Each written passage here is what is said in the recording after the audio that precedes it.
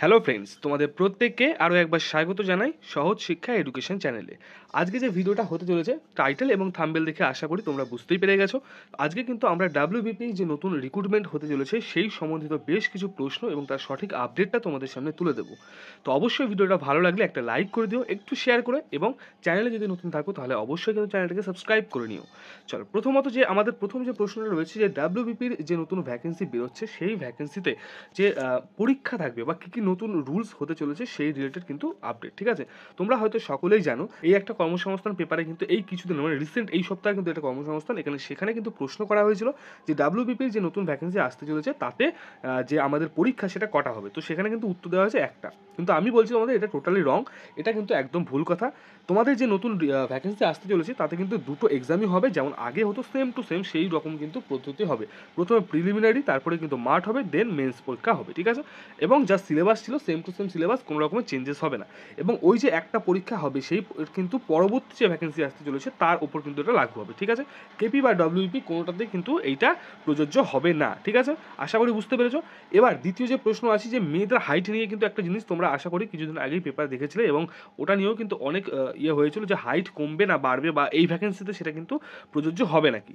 তো সেই রিলেটেড তোমাদেরকে বলি যে মেয়েদের যে হাইট রয়েছে সেই হাইটটা কিন্তু সবাইকে দুঃখের সঙ্গে বলা যাচ্ছে যে এই যে রিক্রুটমেন্ট আসবে সেই রিক্রুটমেন্টে কিন্তু হাইটের কোনো রকমের চেঞ্জেস হতে পারবে না। ঠিক আছে, যা হাইট রয়েছে সেম টু সেম এই রিক্রুটমেন্টের ক্ষেত্রে কিন্তু তাই হবে। ঠিক আছে, বুঝতে পারছো।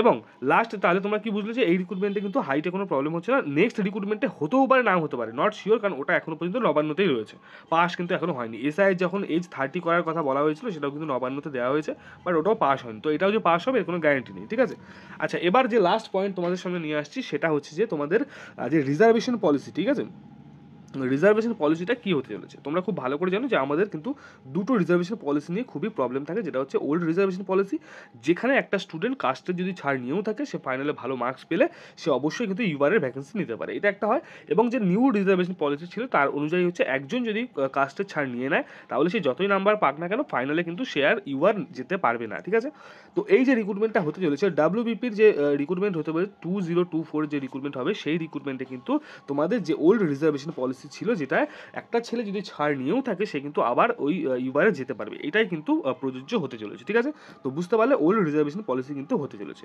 তো প্রত্যেককে বলি, দেখো ইউআরদের এমনি কষ্ট আমি জানি খুব ভালো করে, কারণ ওদের কষ্টটার কথা কেউ ফিল করতে পারে না। আমি নিজেও ইউআর নয়, তবুও বলছি যে আমি জানি তোমাদের খুব কষ্ট সত্যি, বাট কিছু করার নেই, যেটা রুলস তো সেটা মানতেই হবে, এটাই হচ্ছে কথা। ঠিক আছে, আর কিছু করার নেই এটা।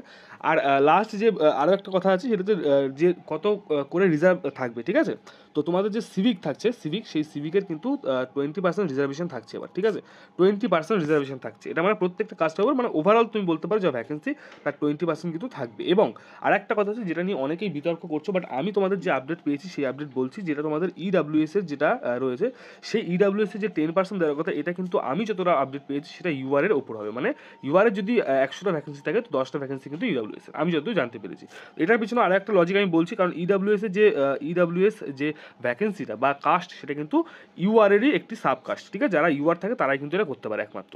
তো সেই জন্য আমি বলছি যে এই আপডেটটাই আশা করছি আমি সঠিক হবে, যে ইউআরের যে ভ্যাকেন্সি তার উপরে এটা হবে। তো বুঝতেই পারছো প্রচণ্ড কিন্তু কম্পিটিশন বাড়তে চলেছে, প্রত্যেককে বলবো খুব ভালো করে প্রিপারেশন নাও, এবং এখন থেকেই নাও কি রিজার্ভেশন হচ্ছে, কবে ভ্যাকেন্সি পেয়েছে, এইসব চিন্তা ছাড়ো, পড়াশোনা করো। ভ্যাকেন্সি খুব তাড়াতাড়ি বেরিয়ে যাচ্ছে, এবং আপডেট আমি পেয়েছিলাম কালকে, বাট দিইনি এই কারণেই, কারণ ও যদি একটু লেট হয়ে গেছিলো আমার দিতে।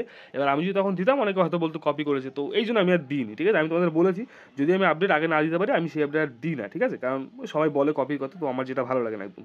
তো ব্যাস এইটুকুই ছিল আজকের আপডেটগুলো। যদি তোমাদের একটুও ভালো লাগে, একটু যদি হেল্পফুল মনে হয়, অবশ্যই ভিডিওটাকে লাইক করে দেবে, ভিডিওটা একটু বেশি করে শেয়ার করবে, এবং চ্যানেল নতুন হলে সাবস্ক্রাইব করে নেবে। দেখা হচ্ছে পরবর্তী আপডেটের সঙ্গে, ততক্ষণের জন্য খুব ভালো থাকবে, সুস্থ থাকবে।